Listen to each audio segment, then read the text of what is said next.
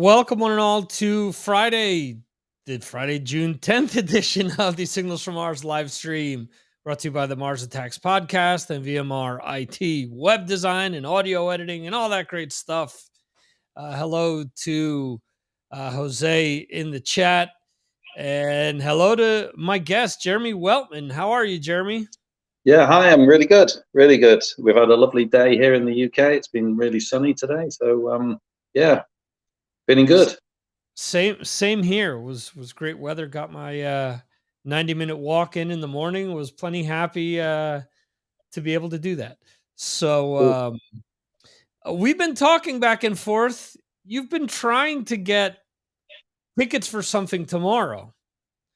Yeah, I was trying to get to Download Festival tomorrow. I tried over the last few days to get a ticket. I couldn't get a ticket for Iron Maiden. I think it's going to be sold out, which is a bit of a shocker. But then again, we've had COVID, Right. and it's Iron Maiden, and it's a lovely day. So all those factors are sort of playing together, and I think there's going to be a good crowd there tomorrow. I think I think the capacity is around 90,000. Okay. So it's going to be big, and it's going to be very difficult to get across the field for those who are there tomorrow. So I'm not going to be there, but I'm hoping maybe I'll see Maiden if they come, touring around the UK. I think they'll probably come around next year, early next year. They normally announce it after download's finished. I know they're going on a longer tour at the moment. I think there's 60 dates, and they're sort of heading off to the US as they usually do. They go one date after another. So yeah, I'm going to miss Download, but I mean, there's some other good bands on as well. I mean, Megadeth are on tomorrow. I think Black Label Society are on tomorrow. There's some good bands on. They've got 3 or 4 stages there, so it's going to be fun. And I did look at the set list as well, because I know we've been talking about will they play many of these new songs, and I looked, and actually the first 3 songs are off the new album. Okay. So they start off with Senjutsu, which is obviously the opening track off the new album, right. And then they go straight into Stratego or Stratego or however you pronounce it, Stratego, I think. And then they play what's the one after that? The third one. Writing on the Wall. Writing on the Wall, yeah, that's the one. Yeah. So they play those 3, and then they start playing the hits. Okay. Which I think is fair enough. I mean, you want them to play, or they should be playing, a couple of tracks at least off a new album, and we all like Stratego, so that's a great track to listen to, isn't it? Yeah, I really like that track, but the rest of more or less the rest of Stool Jitsu I could do without. Is that what you call it now? Yeah. Yes. You can thank Dr. Poison on that one. After Book of Stools, he brought up Stool Jitsu, so that is how it is referred to in my household. So I've even got my kids calling it that. I think it's a strange album because I didn't like it at first. I was very much in your camp, but I've changed a lot because I've been playing a lot in the car because I've got a CD version of it. Right. And I've actually been playing the second CD more than the first, the longer tracks, and I'm actually really liking them. So I think you just need to play it. It's like many things in the rock world. You need to give it a little bit of time, let it stew, and give it a chance, and listen to different parts of the tracks, because I've been listening to sort of how the bass and the drums are knitting together, and the sing-along bits as well, the choruses, and I think it's a pretty it's pretty good. I'm starting to like it.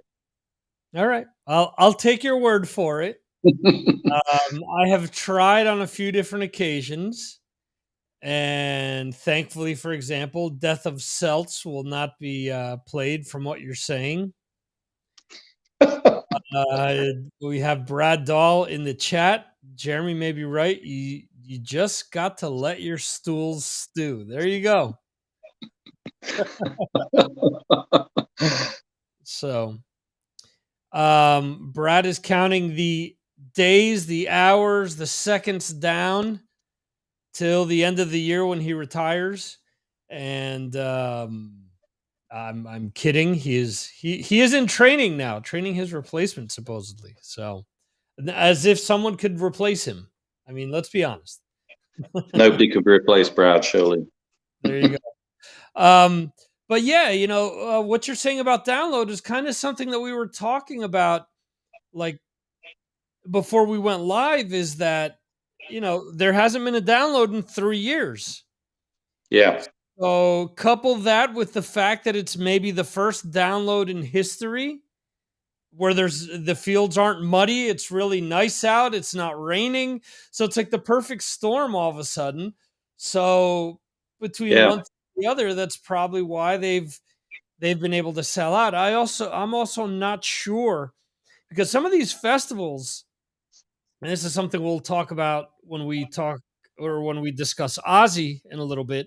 Some of these festivals, I'm assuming, didn't give refunds, so it's Yeah. possible that Yeah. some of these tickets are from people that had tickets 3 years ago. Couple that with people that have bought tickets now wanting to see a big festival. So it probably wasn't that hard of a sale. And then, like you're saying, Maiden, Kiss, and who's the third headliner? Yeah.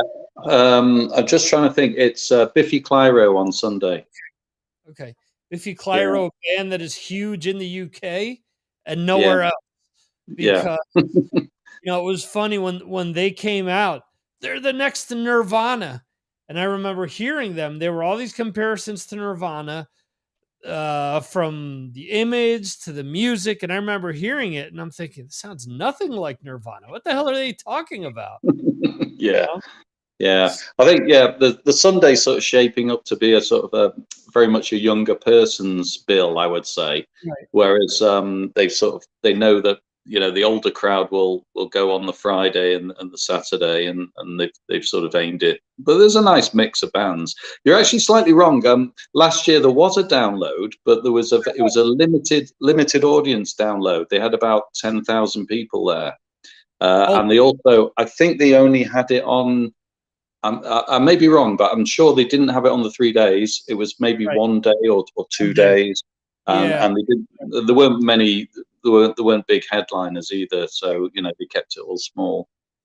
Yeah. I think the headliner was Bring Me the Horizon or something like that. It was, Yeah, yeah, and I think you're right. I think it was only like a 1 day event. mm, yeah, Um, yeah. So, cool though. It's neat to see that these festivals are back.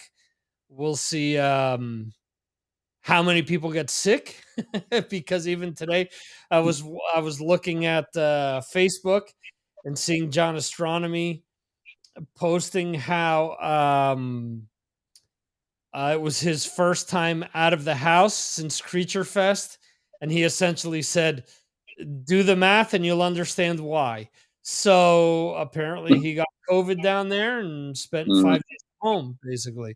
yeah, Um, so yeah, and Brad is saying that Sweden Rock is happening right now. We're gonna have Johan next week, being our Sweden Rock correspondent, hopefully, telling us about everything that went down. Hopefully, he doesn't get COVID, as now, of course, all of these events, potential super spreaders. So, but yeah, anyway, exactly.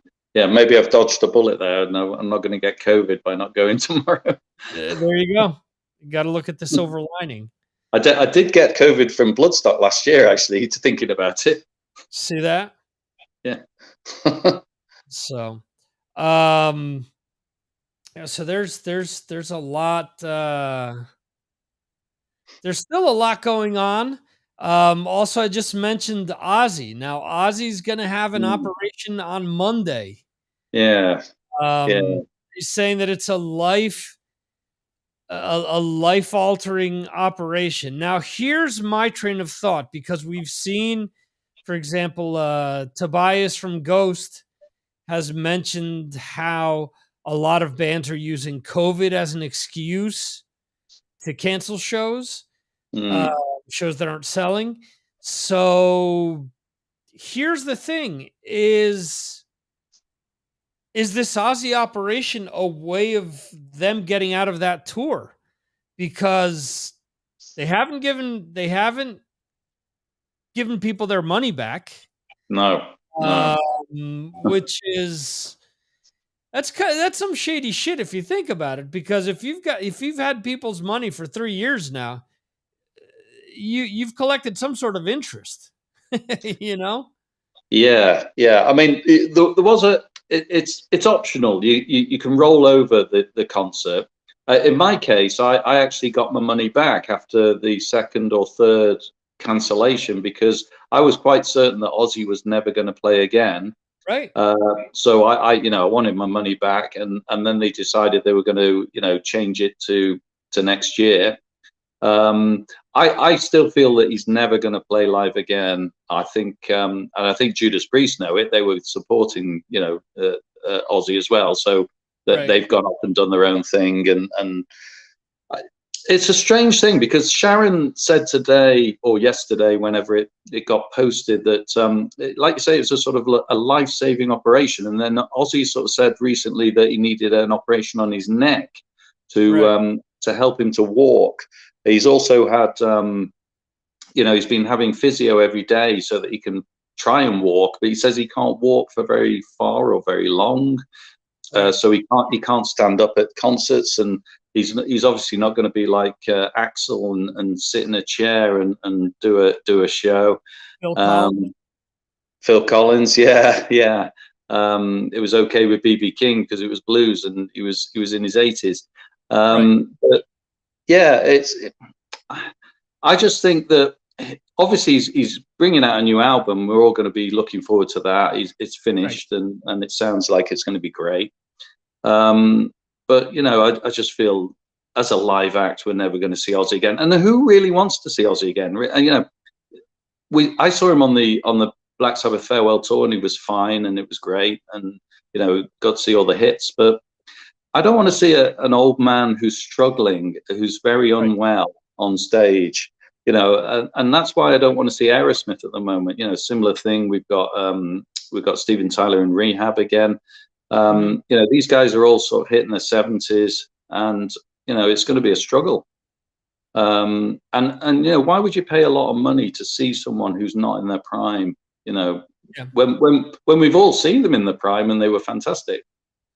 Well, and that's the thing. Recently, there was a report that a lot of these bands are essentially taking advantage of their fans because the rock community has the most expensive tickets, especially these classic bands who for some reason are charging a lot more than younger acts to go out. And I guess for a lot of them, Mm, they don't know, if it's their last hurrah or not. So I guess they want to cash in while they can. In the case of Ozzy, and most of these acts, I have no issue with them, stopping to do shows and just, if Ozzy just wants to release an album every 2 years, I'm good with that. you know, mm, I've got mm. no problem with that. But who knows? If he's getting operated on his neck, and a lot of these operations are 50-50, where he could end up worse than how he is now. Who knows? He may not be able to sing ever again. Yeah, So yeah, yeah, exactly, exactly. And he doesn't owe us anything. And at the end of the day, we've he's been brilliant through Black Sabbath and through his solo career. I was playing a bit of Ozzy today. I got the No More Tears album on a picture disc, and I put it on, and I was just listening to it and thinking, this is great. I love this album. right, And that we just have to remember how great they were in their heyday. right. And if he plays again, if he proves us wrong, and he gets better, and he has one last hurrah, that's fantastic as well. Yeah, As it is for all these bands who are getting on a bit. I agree. I agree. I agree 100%.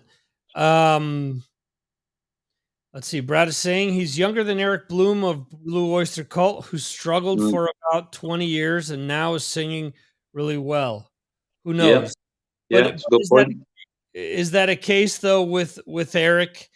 I mean, Brad talked about the fact that Richie Castellano, I think is the last name, has a lot to do with Blue Oyster Cult in 2022. Does it have to do with backing vocals helping out, or is he Mm. maybe getting help piped in? I don't know. A lot of people don't realize this, but these bands, before they go out, they record some of their rehearsals. So in the event that they can't, and this has always happened, this isn't anything that's new, where a band will record rehearsals. So if there's an issue with a PA or a mic or whatever, they can he's 77, it was him.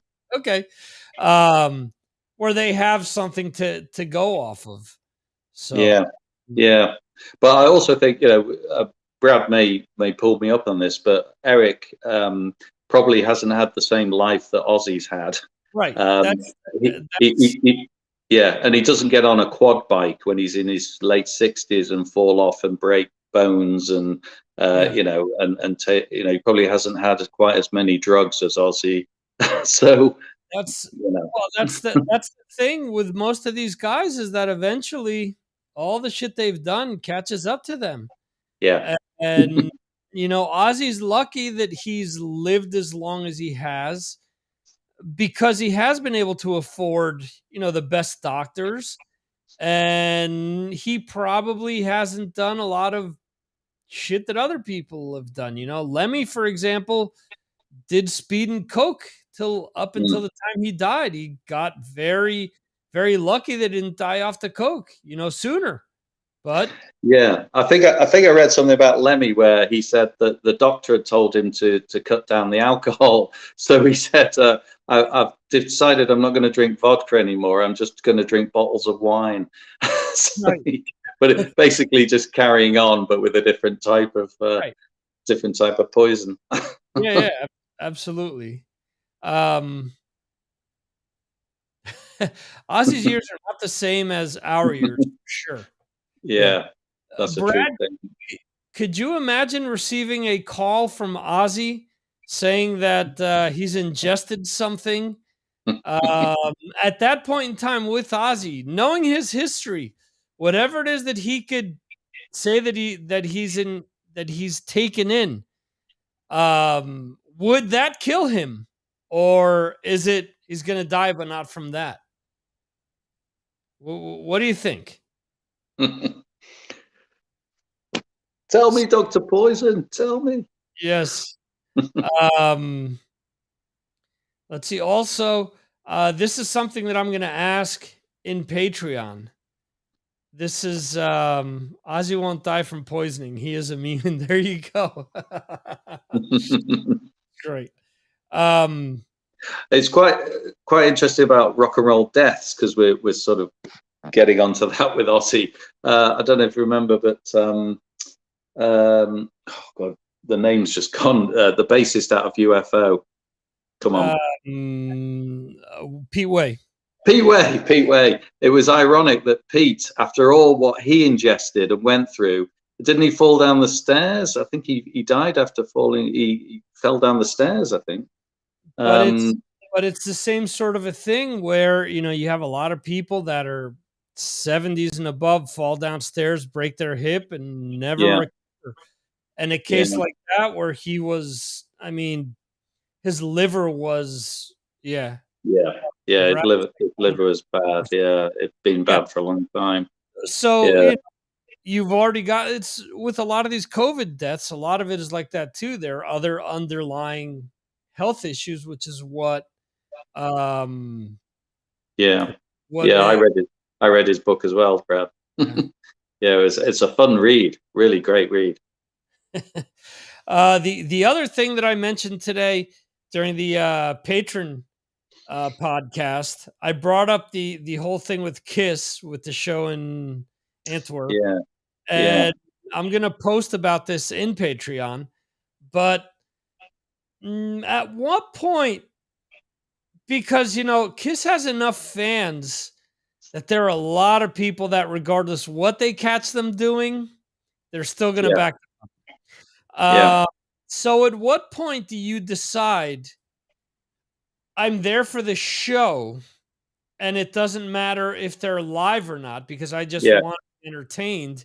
And at Yeah. what point are you like, fuck these guys, I'm walking out, you know? Because we know that a lot of bands are doing this. Kiss is doing it, Def Leppard is doing it, Motley Crue is doing it, Aerosmith is doing it. You know, there's a lot of bands that we've seen that have had piped in backing vocals for years, but now have like a good majority of their shows pre-recorded.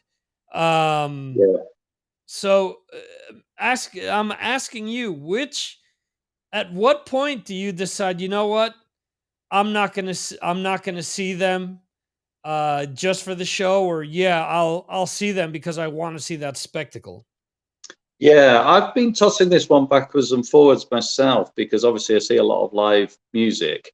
And at the end of the day, when I paid money, I want to see a good show. Mhm. So that's first and foremost. I want to see a good stage show. I want to hear good music, and I want it to sound good. Right. The problem is, I think when bands make mistakes like this and it becomes an issue, we all start talking about it. But I think if we kind of know that it's going on, but we're not aware of it when we actually go to the show, then it doesn't really matter because we all think we've been to a great show. And if you think about it, when a band does its warm up, when it does the pre-show, when it's just warming up and just you listen to any band and they don't sound particularly fantastic. They sound okay. Right. But obviously they get a lot of help to play live. So whatever help they get to play live, I think enhances the experience for anyone who's going to the show. And Right. I've been to see Def Leppard, and I know that I've known for a long time that they've had help with it because it Right. sounds very perfect. Right. You can just tell that because it's a very sonically in your face kind of show, which Mhm. they wouldn't be able to do that if they were just playing live. Right. Five guys on instruments can't make that sound, and they certainly can't make that. It's almost like on a record when you see Def Leppard live. Right. But having said that, that's kind of what people want to see, when they go to a concert. So I'm very, very ambivalent about it. I sort of think, well, I can see there's a problem when they make a mistake. And then you sort of think, oh God, they're lip syncing to it. That's not good. Or, they've made a mistake and suddenly you can hear it when they're not actually mouthing it. Mhm. But I don't really care. I don't really care. I want to see the band up there, and I don't care if they're miming. I mean, you got to bear in mind that in the old days on a program like Top of the Pops in the UK, most of the bands were miming to their own tracks, but we were still enjoying seeing the band up there and watching them sort of act it out. Right. I mean, at the end of the day, it's theatre. But one of the things, just to finish off, one of the things that Yeah. I would say about it is, I don't like it when bands lie about it. So Mhm. if say Gene Simmons is saying that we never do this and we never enhance anything, I think that's wrong. I think that if a band comes and says to you, well, we do this, we enhance it, we use all the electronics we can, we use backing vocals a little bit, we have a guy backstage who plays a bit of guitar to help out, a bit of rhythm guitar. That's fine. That's Mhm. fine as long as I know about it. Yeah. Well, um, think about this with Def Leppard. You're hearing Joe Elliott 6 times during every chorus. So for Mm, them to flat out and say, "Oh, we have no backing tracks," is utter horseshit because they've had these monstrous choruses live since the 90s. So yeah. they've been doing this shit for years. Technology has changed so that it's probably a lot easier to do, but back on the Hysteria tour, instead of having somebody hit a button to do it, they had it on tape. Now from for years, I've heard rumors from other podcasters that have been backstage and have said, yeah, they're running 32 tracks live. You know, Yeah. they've got all these layered, vocals plus layered guitars. And, because in the studio when they recorded a certain song, it sounds a certain way. And then when you hear them live, it sounds different. Yeah. Well, here's your perfect example. You have Metallica playing Sad But True, which, okay, sounds somewhat like the album version. But if you listen to the album version, there's like 9 guitar parts. So Mm. obviously live, it's them only doing 2 guitar parts. And they're the first band to release, their shows like 3 days after they were performed, warts and all. So that's a band that doesn't care because they're there to give, a different kind of experience to their audience. And obviously, it's a different type of a band, you Yeah. know. Yeah. Uh, so I get that as well. Um yeah, I don't know because I'd love to be able to take my kids to see Kiss, just to say that they got to see that spectacle. But at the end of the day, I know that it's not going to be anywhere as near as good as some of the legendary shows that I've had on bootleg for years, or that we Mm. have on VHS or Blu-ray or DVD, and I'm kind of fine with that. But also because I haven't seen them, and I've seen them twice live. I haven't seen them 80 times to where I have a big issue with that. Yeah, yeah, and I'll play devil's advocate a bit. I mean, if you think about it, there's a lot of classic live albums that we all like. UFO, Strangers in the Night, Thin Lizzy's Live and Dangerous. I'll go on and on with all the great live albums, and we all know they've been doctored. Right. But we all still love them as classic live albums. We'd all put them in our top 10 and say, this is fantastic. I listened to this in my youth. It's a brilliant album. It's got all the greatest hits on. I still play it. So what does it matter? I say, what does it matter? As long as you enjoy it and it speaks to you, and as long as the show is good, you have a memorable night, then that's it. If you didn't enjoy it, well then fine. But I think at the end of the day, if someone else enjoyed it, so let them enjoy it, even if you didn't. So Yeah, and some bands will just stand on stage with nothing else going on, and other bands will, they'll have a lot of backdrops and animals coming on, and people in suits, and there's lots of stuff going on. There's fire, so everything gets enhanced for the show. I mean, at the end of the day, it's a show. It's theatre. It's you're going out for a good time. I mean, there's people now going out to see ABBA as avatars. It's not the real band. It's avatars. They're paying huge amount of money to see it because they want to see. They want a night out. They want a good show. mhm. Which I've said this all along with the whole hologram thing, presented the right way Yeah, yeah, to be with Kiss, for example, a night of Kiss. If you do a hologram, if you do that celebration of Kiss, make it a 2-hour show minimum. Make it so that the holograms are different points in time in their history, different songs, and have like storyteller things in between.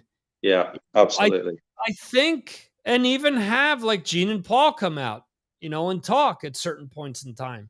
Um, I think where the Dio hologram went wrong, and I'll say this over and over again, they headlined here 20 minutes from my house. They had Ripper Owens. They had Oni Logan, and they had the hologram, and they only played 50 minutes. Mm. That's ridiculous. It should have been, if you've got the hologram, if you've got 2 other singers, plus you've got a kick-ass band like they do, there's no reason why that shouldn't have been more than 90 minutes, more than 120 minutes. Absolutely. Yeah, yeah. Just That, play. They could have played 30 minutes of Dio as a live concert first, Right. And so you watch a little bit of Dio, you get used to him, and maybe even him talking. You know, he got interviewed many times. Yeah. Make it into a proper show that you go to, and you think you come away and you think you've had the whole experience of Dio. You know, Yeah. you know all about him. Yeah, yeah, exactly. I agree. I think that they've missed the boat on that, but we'll see how all of this, evolves. Um, so Yeah, Brad, Brad. yeah, Dio's Disciples at a festival. You got to see them. They were okay. Last in Line is awesome. Yeah, I've Uh, seen Left in Line. They are really good live. but see, here's the other thing too. Um, I don't remember if we've talked about, because I've talked to so many people about Diamond Star Halos already. I don't remember if Yeah. we discussed it at all, but um, not having Vivian Campbell write a single note on Mm. the album is a huge mistake, in my opinion. Yeah, yeah, yeah. Yeah, you're absolutely right. Absolutely right. Spot on. That album to me is so disappointing. I've lost a lot of interest in Def Leppard over the years. I mean, I liked a lot of their early stuff, like High and Dry is up there in my top 20 of Yeah. all time. You know, it's a fantastic album. I'll play it regularly, and I Mhm. like Pyromania and one or two others that came after that. But the recent stuff has been garbage, and it's embarrassing. It is totally embarrassing. And I'll say now, this current album is absolute horseshit. I mean, if they think they could just, I mean, basically, Def Leppard could just record anything they like, and they're going to sell many tens of thousands of copies and get in the top 10. Um, and it's just awful stuff. Awful. I mean, there are two or three decent tracks on the album, which you'd Yeah. expect for a band of that stature. But I don't want to go and see them live if they're going to play anything else off that album that isn't the two or three good tracks, because it's absolutely terrible. Yeah. No, I agree. I think the first song, which was the second single, is by far the best song on the album. I think they're the Yeah, perfect example of a band that should have just released an EP. Uh, yeah, yeah, yeah, and the other thing too, with not wanting Vivian to record anything. Okay, yeah. so here's the thing: the big claim to fame with Phil Collin is that he helped write Hysteria. Okay, very well, fine and dandy. Yes, it was their biggest selling album. Okay, different period of time, but you Mm, still had Steve Clark in the band. You still had Mutt Lange around to yeah, guide the ship. And yeah, unfortunately, this is the perfect band that needs a producer to come in and say, look, you're not getting radio play anymore. The soccer moms don't give a fuck about your new music. mm, Okay. The only people that keep buying your music are diehards, which you keep letting down album after album. yeah, No one's asking you to record High and Dry. No yeah, one's asking you to record Pyromania or Hysteria, even. yeah, Uh, but give them a rock album. You know, yeah, exactly, yeah. just give them something to remind them why they loved you to begin with. Yeah, it's right. It's writing songs that have a decent chorus. I mean, a lot of these songs on that album, they just don't have anything you could They're sing along boring. to. They're, they're Yeah, they're boring, and you don't remember them. yeah, What's the point? I agree, and they're all like the same tempo. The argument with this album is the same argument I had with the new Red Hot Chili Peppers album. Every song, you don't know which song is which because they're all equally as boring. They bleed one into the other, and you think, didn't I just hear this song already? Mm, It's another track, and it starts out, and it's like, wow. I remember looking at it, and I'm like, shit, this is 15 songs. Both albums are, I think, 15 tracks long. And I mm. remember there was like 5 songs to go with Diamond Star Halos, and I'm thinking, I'm forcing myself to listen to these last 5 songs Yeah, just in case. but I hate this so far. It's just boring. I Yeah, mean, and same it's here. funny because there are people, oh, this is their best album in 30 years. And I'm thinking, no, it actually isn't. you know? Yeah, yeah. You Um, see, there's a lot of people out there who think that is rock music. Def Leppard, oh, they're a massive band. I must buy their latest album, and they yeah, forget that for every Def Leppard album that's out that week, there's another 50 to 100, maybe 1,000 uh, bands who've released albums, and we know because we're listening to that sort of stuff right. week in, week out.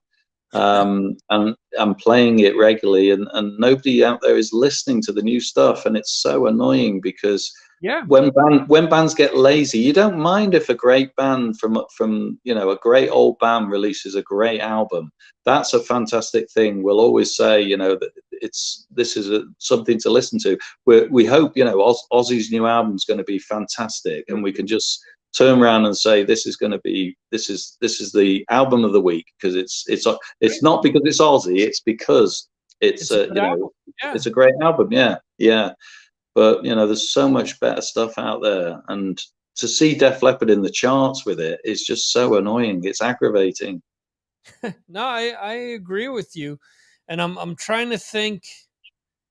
Let me check out what other albums came out that same week, because for example, the album that I wrote about today is the new Creator album. Yeah, I get it's a different kind of music, it's thrash metal, yeah, but it's a band that's been around for quite some time, and they put out a great album. I really think it's an mm, album that a lot of people are gonna throw up there in their end of year list. Um, Last week's Crowbot album that I wrote about, I thought that is a fantastic album.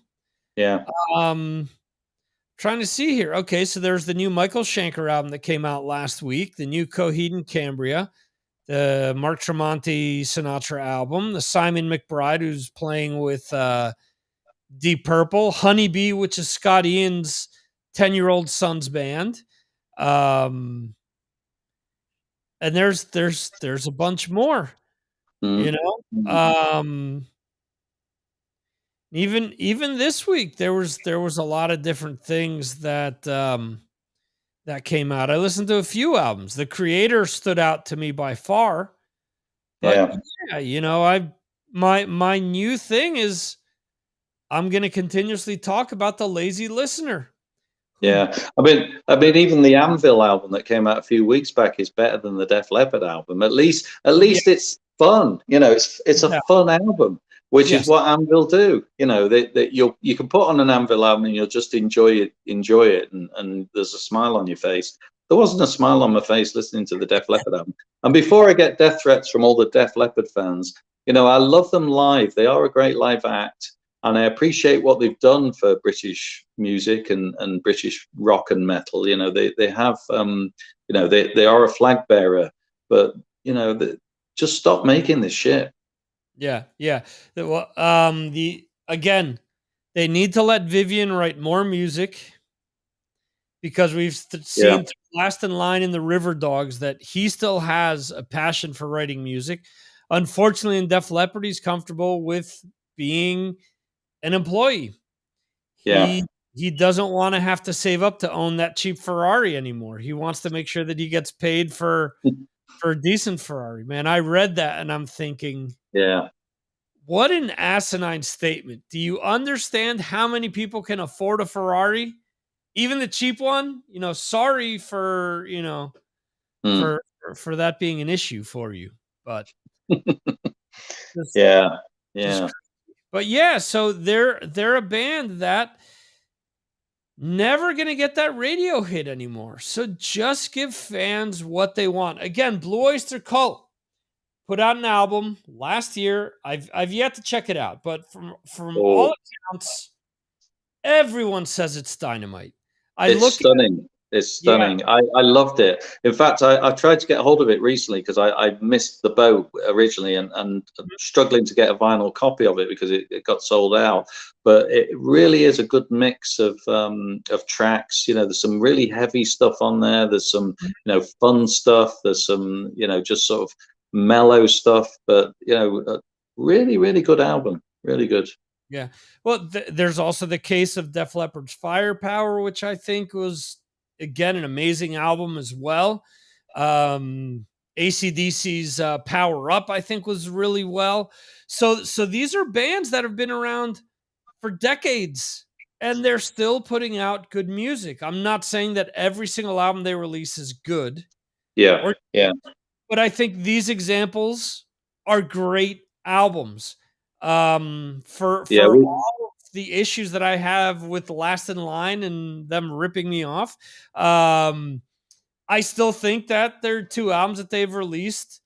I think the first one is great. I think the second one is good. I think that the second one is missing the Jimmy Bain touch. Unfortunately, Mm. Phil Soussan isn't in the same league, the same caliber as Jimmy Bain was. And I think that's, you kind of notice that. But Def Leppard, I mean, Mm. Yeah, I mean, there's so much hype around Def Leppard as well, when they release the album and then it's such a letdown. Whereas at least with, like you mentioned, AC/DC, we've been waiting for a great AC/DC album for quite a while now, and it really was. And it is an album I play again and again. And, yeah, they got the songs right. They finally got it. They got it right on this album. And that's good because, we all love a bit of AC/DC in our life. And, but Def Leppard, no. I'm not gonna labor the point, but there you go. I don't like it. as the famous Malcolm Young quote from the 90s, someone asked Malcolm about the advent of alternative rock and the popularity of some of the bands that had come along. And Malcolm said, "Sure, these bands are great." He says, "You can listen to REM all day long, but late at night when you're in your room with your wife or your girlfriend, you're listening to AC/DC when you're with her. You're not listening to REM." So there you There you go. go. No knock on REM. I was listening to REM not that long ago. Hey, let's see. What else? What are some of these other points? Oh, you have been out to see some pretty cool shows lately. Thanks to you. I Yeah. actually wore my Cult Beyond Good and Evil t-shirt yesterday. Been listening to the Cult off and on since you sent me that clip, and I'm a Mm. huge fan of the Cult, so I was hugely envious of Jeremy seeing the Cult with Alice Cooper. Yeah. Yeah. It Uh, was it was an interesting show because I wasn't certain I was going to go, and then I kind of got my ticket at the last minute, and I was really really glad that I did because all three bands were good. I saw a support band called Creeper that I wasn't particularly familiar with their stuff beforehand, and then I listened to quite a bit on Spotify, and I wasn't very keen on it, to be honest. It wasn't my kind of thing, but live they were very good. So if they are supporting a band near you, you're going to have a good night because they were very energetic, enthusiastic, and played a short set and perfectly enjoyable stuff. yeah. And then the Cult came on, and they're a local band, really. Obviously, Billy Duffy's from Manchester, so I was very, very surprised. They were much, much better than I was imagining they were going to be. Because I'd read a lot of stuff that Ian Astbury's voice was not quite as good these days, and they've played a few shows a few years back that were not top stuff. But Right. they'd got their shit together. I mean, they were really good. They looked cool. They just played hit after hit. They didn't mess about. They didn't play all the new stuff. They just played the stuff that we wanted to hear, and it Right. was great. And they finished off with stuff off the Electric album, and it was just a great show. And then Alice came on, and Alice was Alice. It was great. He had who's the guitarist? It's Nita Nita Strauss. Nita Strauss. Yeah, yeah. on guitar, and he puts on a good show, as you can imagine. Gets his head cut off as usual, and played all the hits, and people were singing along. It wasn't full. Obviously, this kind of show's aimed more at the older crowd, and I think few people I was talking to were a little bit tentative about going out and mixing, but they did it. So I'm assuming that the people who didn't go, and there was some empty seats around. The upper tier was all empty. The lower tier was sort of 3/4 full, and the floor was full. So they could have got in quite a few thousand more people.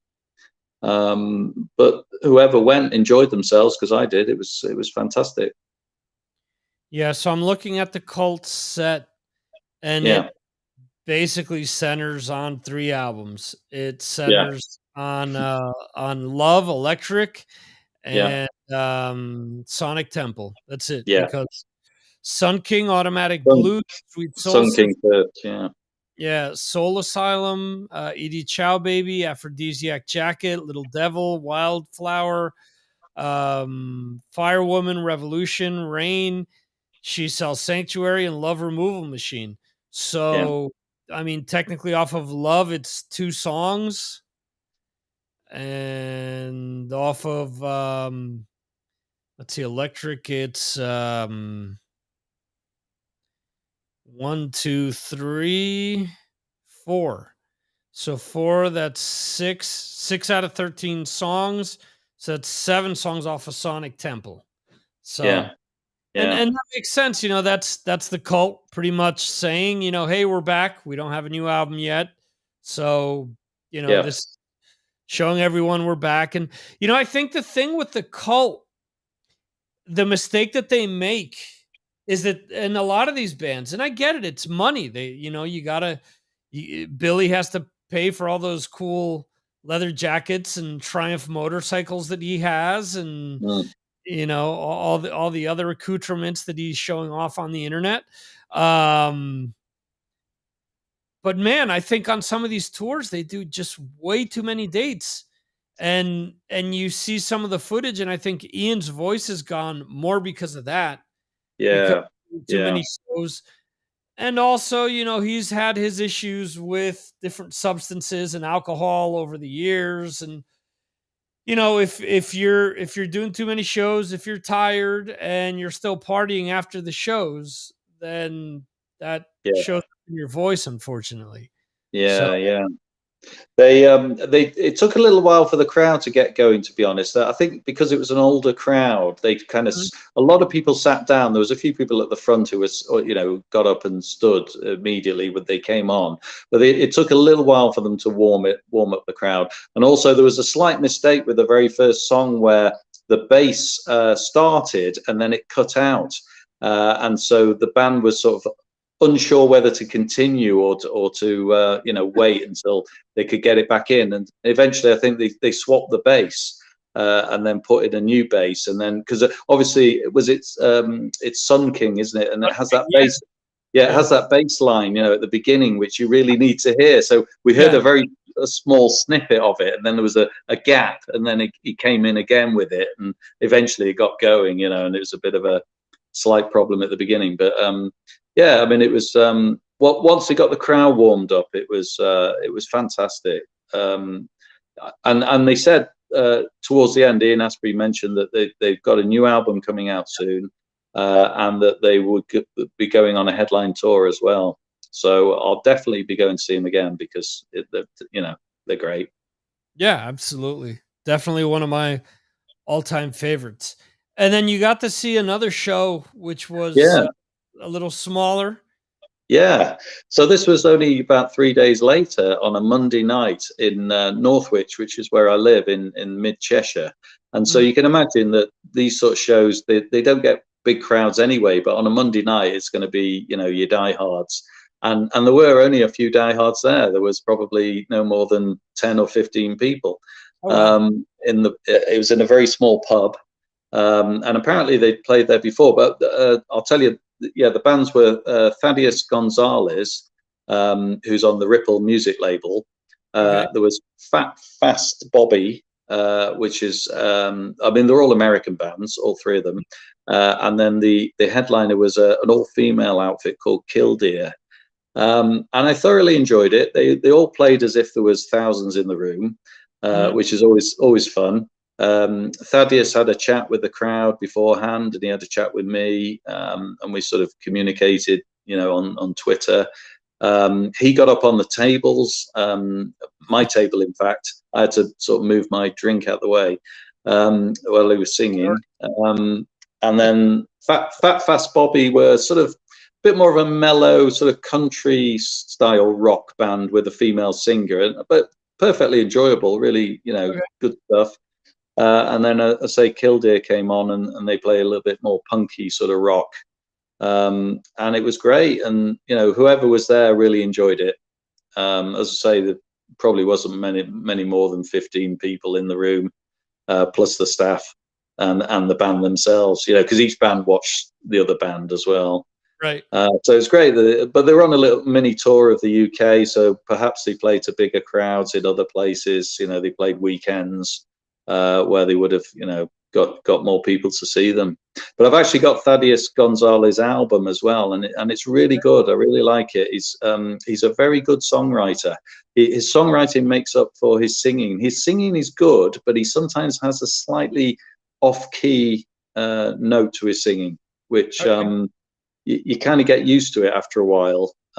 He has an American lilt to his voice as well.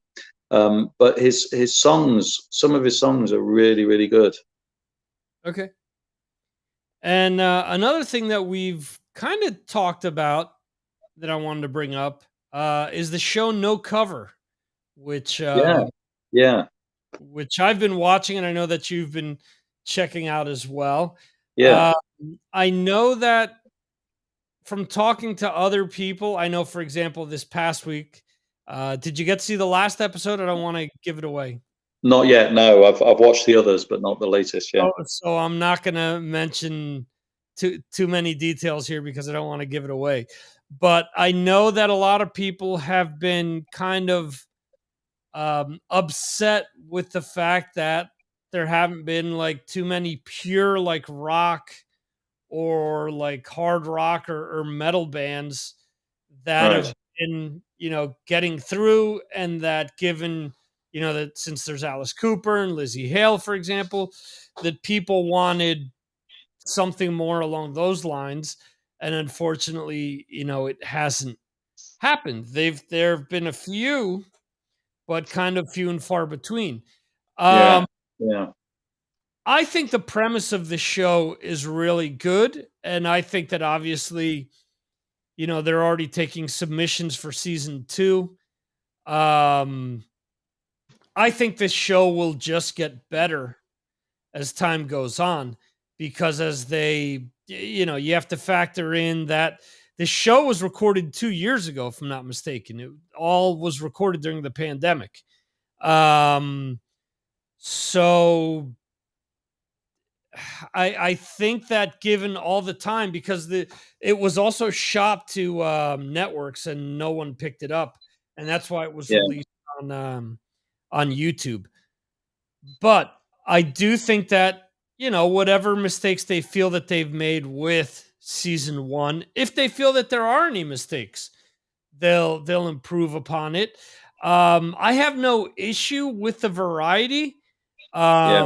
I do think that there are certain acts that we've seen where I'm like, yeah, I don't know that's really as good as what they make it out to be. It makes you question whether they're told that they need to root or to vote for certain people.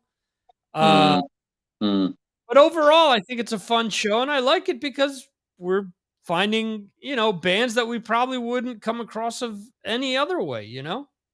Yeah, and all the bands are playing live, which is good, and obviously they're a little nervous to play in front of the stars, and that it adds a little bit of excitement to it. It's a very they rattled through the bands very quickly at the beginning, which I like. And I like the variety of music. I don't I don't necessarily want to see just metal and rock. It's fine. I'll listen to anything as long as it's good. I think we had in the second or third show there was a female singer who just sang on her own with no backing, and she was really good. Sometimes they do seem to pick their favorites, which seem to be completely at odds with the ones in my mind. But maybe I'm not a professional like them, and I'm not in the room listening to them, so that's another thing. But at the end of the day, they pick who they want to pick, and there's 4 or 5 of them on the panel, and they decide. But yeah, I agree with you. I think it's a really good show, and I've really enjoyed it.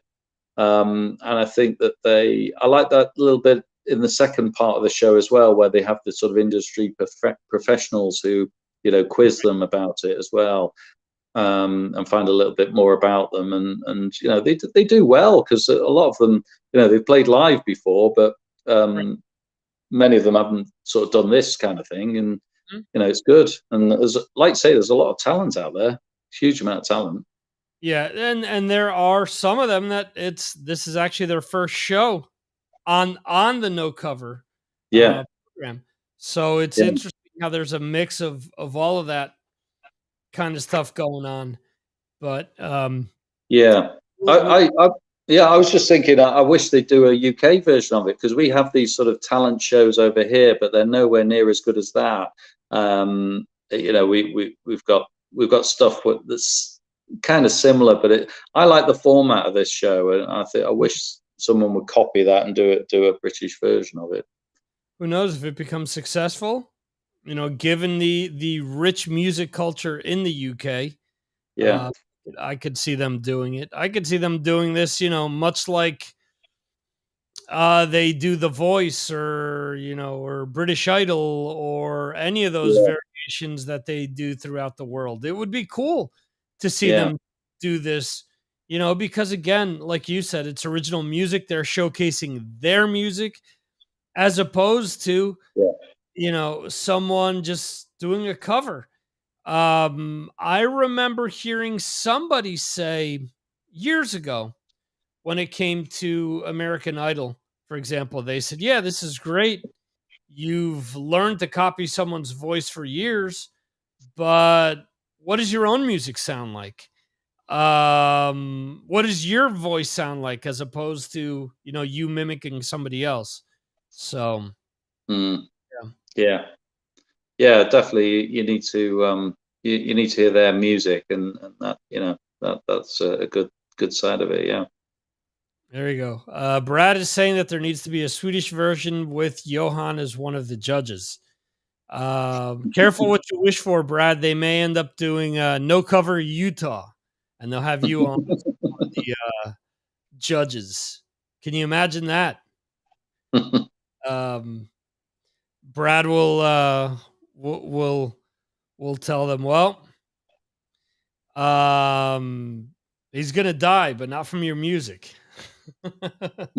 Although you've taken years off of his life with that, with that chorus you've written.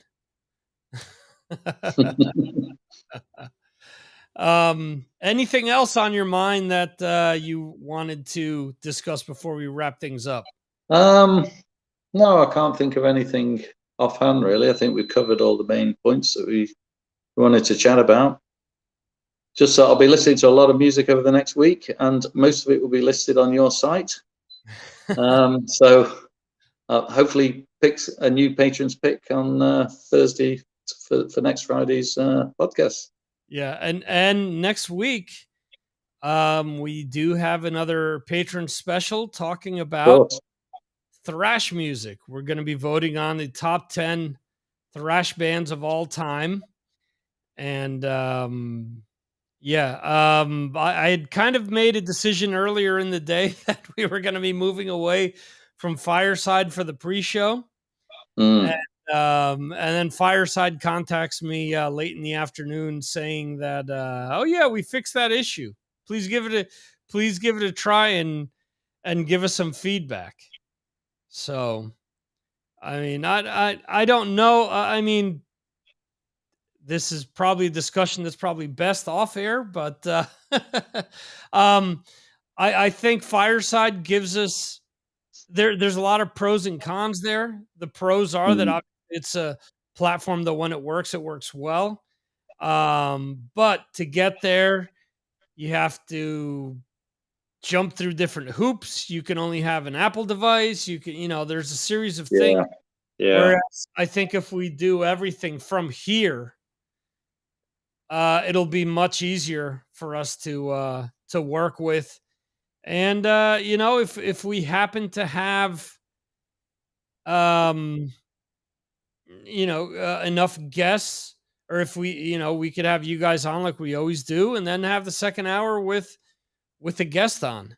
So I think that's a pretty cool concept too. And also, there's going to be probably times where, depending on how things work out, um I may start to post recorded interviews. So we'll see how this all yeah, works. yeah. But I think it'd be. I think also an interesting idea might be to record questions for your guests, so that, for instance, I could just sort of record a little snippet like you've got now with me here, and just asking a question, and then they answer the question, but they see you sort of putting the question to them, which might be quite an interesting concept. That's something that can actually be done because I can Mm, incorporate videos without a problem. So, yeah, yeah. um, not a bad suggestion. I've actually thought of that with with Trivia Tuesday, actually, with Okay, getting certain artists to to ask questions, and then have them provide, the question and then the correct answer, and maybe play the video so that when the question is asked, you'll see them ask it as opposed to having me ask the question. that would Um, be cool. That would be cool. Can you imagine Joey Vera asking a question about Armored Saints or something, and then you have three answers, and that would be cool. yeah, well, it's funny you mentioned Armored Saint because I didn't think of Joey Vera, but I thought of John Bush when I Hmm. thought of the concept. So we weren't that far off from one another. There you go. Cool. I do want to thank you, Jeremy, for joining me tonight. I want to thank Brad, who's in the chat. Jose was in the chat earlier as well. And there are other people that have been watching. I see that there are 5 viewers, so they haven't chimed in. But either way, thank you for watching live or listening to the replay or watching the replay of this. We're going to be evolving this as we always do. That's kind of the cool thing about being an independent podcast, where if we need to pivot, we can.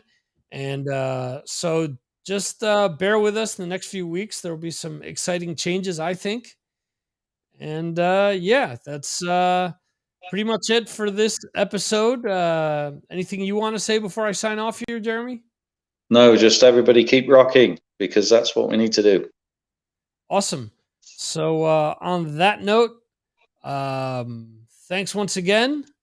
And we'll see you next time right here on the Signals from Mars live stream, Mars Attacks podcast. See ya.